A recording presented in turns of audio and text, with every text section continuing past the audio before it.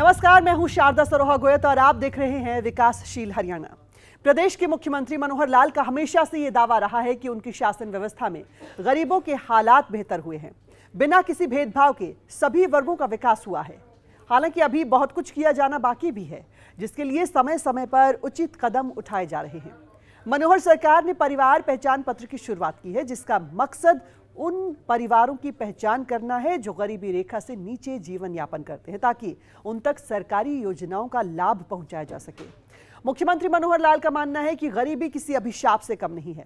ऐसे में सरकार की सोच ये होनी चाहिए कि कैसे बीपीएल कार्ड धारकों को एपीएल में लाया जाए, और इसके लिए जो भी जरूरी कदम है वो सभी उठाए जा रहे हैं, जिसमें परिवार पहचान पत्र अहम भूमिका निभा रहा है।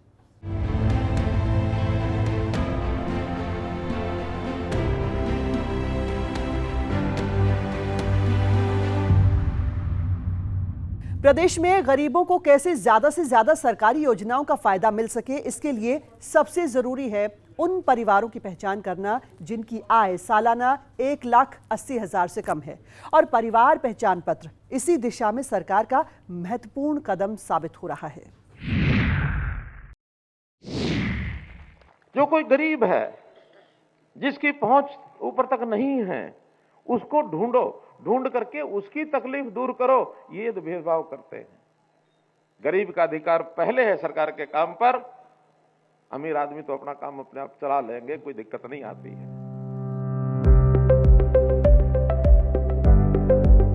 गरीबों की जिंदगी बेहतर कैसे हो, इसे लेकर मुख्यमंत्री मनोहर लाल हर साल एक नया विजन तैयार करते हैं, एक लक्ष्य निर्धारित करते हैं, एक गोल सेट करते हैं और फिर पूरी शिद्दत के साथ अपने काम में जुट जाते हैं, ताकि प्रदेश के हर वर्ग की जिंदगी आसान हो सके। खासकर उन लोगों की जिंदगी जो गरीबी रेखा के नीचे जीवन यापन करते हैं, क्योंकि मनोहर लाल का साफ मानना है कि आर्थिक रूप से मजबूत व्यक्ति तो अपना काम किसी न किसी रूप में करवा लेते हैं, लेकिन जो गरीब हैं, उन्हें सरकारी योजनाओं से कई बार वंचित रहना पड़ता है। लेकिन मनोहर राज में ऐसा नहीं होगा। गरीबों की जिंदगी को बेहतर करने के लिए जो भी उचित कदम होगा उसे उठाया जा रहा है। मनोहर लाल ने कहा कि साल 2023 को अंत्योदय आरोग्य वर्ष का नाम दिया गया है। प्रदेश में करीब 40% आबादी निम्न आय वाली है, लेकिन हमारे पास पहले इसका कोई पुख्ता सबूत नहीं था। ऐसे में परिवार पहचान पत्र गरीबों तक लाभ पहुंचाने में एक कारगर कदम साबित हुआ है। हमने जब से परिवार पहचान पत्र लागू किया तो उसमें उस परिवार की प्रमुख बातें जो एकत्र की, जिसका सत्यापन किया, वेरिफिकेशन हुआ, उसमें जैसे डेट ऑफ बर्थ है, जैसे उस व्यक्ति का व्यवसाय है, आयु के हिसाब से उसकी जो भी यानी उसका जो व्यस्तता रहती है, उसमें विद्यार्थी है तो विद्यार्थी, अथवा व्यवसाय करता है तो व्यवसाय, 60 वर्ष की आयु के बाद उसको सोशल जस्टिस के लाभ उसको मिले, इस प्रकार से ये सब बातें उसमें रहती थी। किसी भी प्रदेश में जब तक हर वर्ग की भागीदारी सुनिश्चित नहीं होगी, विकास की बात बेमानी है। मुख्यमंत्री मनोहर लाल इस बात को बखूबी जानते हैं, और यही वजह है कि प्रदेश के विकास में गरीबों की भागीदारी सुनिश्चित करने को लेकर मनोहर सरकार की ओर से कई कदम उठाए गए हैं। तो गरीब आदमी को लाभ पहुंचाने का हमारा एक संकल्प, और उसमें भी जैसा 5 चीजें हमेशा मैं चर्चा करता हूं, 5S: शिक्षा, स्वास्थ्य, सुरक्षा, स्वावलंबन और स्वाभिमान।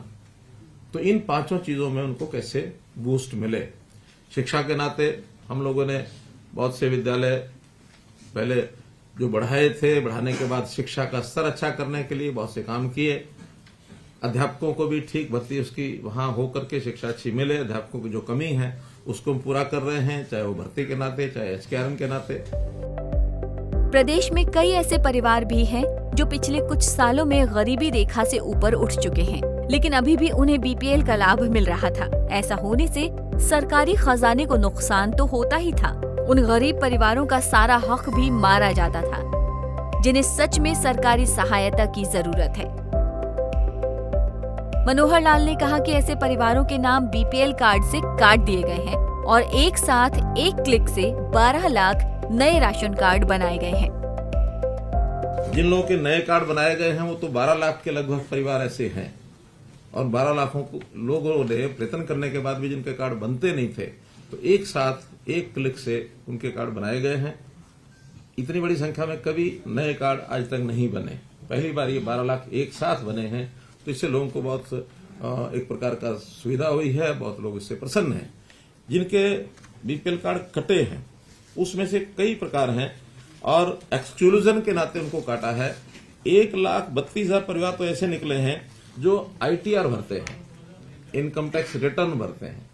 अब इनकम टैक्स रिटर्न भरने वाला स्वाभाविक है कि वो इस रेंज से बाहर है, तभी वो इनकम टैक्स भरता है। हम लोगों ने हर सावधानी बरती है कि किसी के साथ ऐसे ही गलत ढंग से यानी किसी का राशन कार्ड न कटे। मनोहर सरकार लगातार उस दिशा में काम कर रही है जिससे गरीबों की जिंदगी बेहतर हो और इसके लिए उन्हें स्वास्थ्य सुविधा और रोजगार मुहैया कराया जा रहा है। अब स्वास्थ्य के बारे में जो विचार करते हैं तो प्रधानमंत्री जी ने भी एक योजना जो आयुष्मान भारत तय की थी, जिसके अंतर्गत हर परिवार का 5 लाख रुपए तक का स्वास्थ्य बीमा ये किया गया। बहुत से लोग लाभ उठा रहे थे, लेकिन उस संख्या को बढ़ाया गया है चिरायु योजना के नाम से, और ये संख्या 29 लाख परिवार अर्थात 1.25 करोड़ आबादी, उसको ये लाभ पूरा मिलेगा। हर ऐसे नागरिक का पहले फेज में 180 तक, दूसरे फेज में उससे आगे भी बढ़ेंगे, उनका एक प्रकार से शारीरिक स्वास्थ्य परीक्षण ये करने की योजना भी बनी है, जिसमें लगभग अभी तक 1 लाख लोगों का और स्वास्थ्य परीक्षण हो चुका है। क्योंकि ये बड़ा काम है, इसके सेंटर्स हमको बढ़ाने पड़ेंगे, साल भर तक ये लगातार चलेगा, तो ये 180 तक की आबादी, इसको सबको हम स्वास्थ्य परीक्षण इसका करा सकेंगे, ताकि जरूरत पड़ने पर वो अपना स्वास्थ्य का एक प्रकार से जांच करा के उसमें कोई आवश्यकता है तो उसका इलाज भी व्यक्ति करा सके।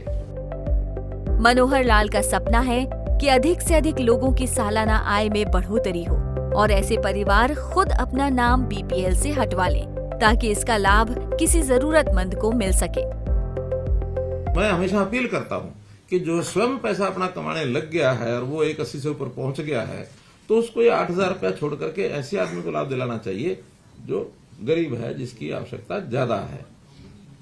हम तो प्रार्थना करते हैं, हर किसी की इच्छा भी होती है मैं गरीब से अमीर कैसे बनूं, तो हर आदमी आगे बढ़े और इन योजनाओं का लाभ छोड़े, इसमें हर एक को संतोष करना चाहिए। ये एक अपील भी मैं इसके साथ साथ करता हूं और इस अपील का असर भी लोगों पर होता है। हरियाणा सरकार के मनोहर कदम से लाखों लोगों के जीवन में बदलाव आया है। प्रदेश सरकार हर वर्ग के लिए हर दिशा में काम कर रही है। मुख्यमंत्री मनोहर लाल कई बार इस बात का जिक्र कर चुके हैं कि सरकारी लाभ लेने का सबसे पहला हक गरीबों का है और वो उनका हक दिलाकर रहेंगे।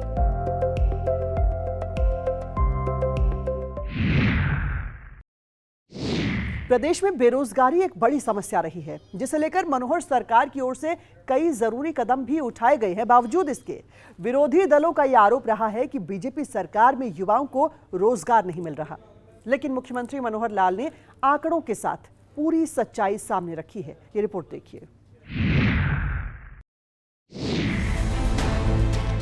किसी भी परिवार, प्रदेश और देश के लिए बेरोजगारी उस दीमक की तरह है जो धीरे धीरे कर जड़ को खोखला कर देती है। ऐसे में मनोहर लाल सरकार का प्रयास अधिक से अधिक युवाओं को रोजगार मुहैया कराने का है, चाहे वो प्राइवेट सेक्टर में है, सरकारी नौकरी में हो या फिर बिजनेस में हो। युवाओं को हर हाल में रोजगार मिले, इसी सोच के साथ मनोहर लाल की सुबह और रात होती है, जिसका लाभ अभी तक हजारों युवाओं को मिला है। 2014 से लेकर इस समय तक जो प्राइवेट इंडस्ट्री है, खास करके एमएसएमई, 50,000 से ज्यादा इंडस्ट्री हमारी लगी है और इसके अंदर जो टोटल रोजगार और स्वरोजगार 8 साल में 33 लाख और 6,000 लोग इनको रोजगार मिला है। अब ये 33,06,000 सारे एकदम फ्रेशर होंगे ऐसा नहीं है, हो सकता है इसमें से कुछ ऐसे भी हों एक जगह छोड़ के दूसरी जगह गए हों, उसमें छोड़ने वाला नहीं लिखा जाता, जो नया जुड़ जाता है वो है। उद्योग में 12.5 लाख है, स्टार्टअप इंडिया स्कीम में 4,000 है, स्टैंड अप इंडिया में 4,000 है, प्रधानमंत्री मुद्रा योजना में जिन्होंने लोन लिया है 16,85,000 लोग हैं। लोन लिया है तो काम के लिए लिया होगा। मनोहर लाल ने कहा कि सभी को सरकारी नौकरी नहीं दी जा सकती है, लेकिन जितना अधिक से अधिक संभव हो पा रहा है, प्रदेश के युवाओं को कॉमन पात्रता परीक्षा के जरिए नौकरी मिल रही है।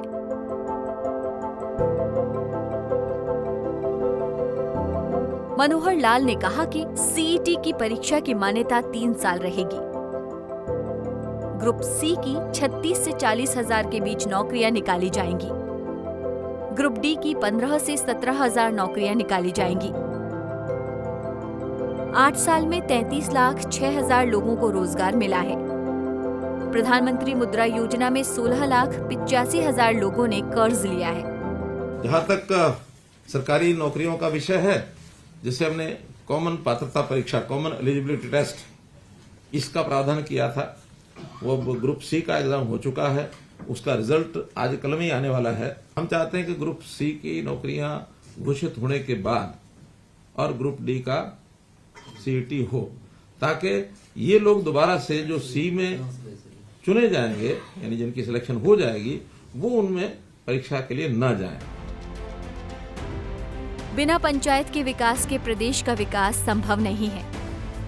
ऐसे में मुख्यमंत्री मनोहर लाल पंचायतों के विकास के लिए नई योजनाएं लेकर आए हैं। मनोहर लाल ने कहा कि गांव का पैसा कहां और किस रूप में खर्च किया जाना है, गांव का सरपंच, पंचायत समिति चेयरमैन और जिला परिषद चेयरमैन सभी की सहमति से खुद तय करेगा। यानी गांव का अगर पैसा है तो गांव का सरपंच अप्रूव करेगा, पंचायत समिति का है तो पंचायत समिति का चेयरमैन अप्रूव करेगा, और जिला परिषद का है तो जिला परिषद का चेयरमैन करेगा, with resolution of their body. Manohar Lal ने कहा कि 2 लाख रुपए तक के विकास कार्य की मंजूरी जेई और सरपंच के हाथ में दे दिया गया है। 2 लाख से 25 लाख तक की मंजूरी एसडीओ देगा, लेकिन काम टेंडर प्रक्रिया के जरिए होगा। 25 लाख से 1 करोड़ रुपए के काम की मंजूरी एक्सीएन देगा। 1 करोड़ से 2.5 करोड़ की मंजूरी एसई देगा। 2.5 करोड़ से ऊपर के काम की मंजूरी चीफ इंजीनियर देगा। टेक्निकल अप्रूवल में इसके स्लैब्स बनाए हैं। 2 लाख रुपए तक टेक्निकल अप्रूवल जूनियर इंजीनियर दे देगा और कोई उसके लिए टेंडर नहीं होगा। जेई जो है उसको अप्रूव कर देगा कि हाँ ये काम है, 2 लाख के अंदर 1 लाख का है, 1.5 का है, जितना भी है वो सरपंच और जेई वो मिलकर के वो अपने आप करेंगे। एडमिनिस्ट्रेटिव तौर पर सरपंच के साथ इस काम में पंचायत ग्राम सचिव वो भी रहेगा, क्योंकि ग्राम सचिव का काम भी गांव के ही लेवल पर होता है, सरपंच के लेवल पर होता है। एक प्रकार का गांव का चीफ सेक्रेटरी ग्राम सचिव होता है। और 2 लाख से लेकर 25 लाख तक इसका टेक्निकल अप्रूवल एसडीओ देगा। इसमें भी स्टेट का कोई रोल नहीं रहेगा। एसडीओ वो भी पंचायती राज का होता है, पंचायतों का होता है, वहीं रहेगा, उनके साथ ही जाएगा, लेकिन ये टेंडरिंग से होगा। और 25 लाख से 1 करोड़ इसकी टेक्निकल अप्रूवल एक्सीएन देगा। सबका साथ सबका विकास की सोच के साथ मुख्यमंत्री मनोहर लाल प्रदेश को निरंतर आगे बढ़ाने में जुटे हैं। सभी योजनाओं की खुद निगरानी भी करते हैं ताकि विकास कार्यों में कहीं कोई कसर न रह जाए। हालांकि यहाँ ये कहना भी गलत नहीं होगा कि अभी भी प्रदेश के लिए बहुत कुछ किया जाना बाकी है, जिसका आवाम को इंतजार है।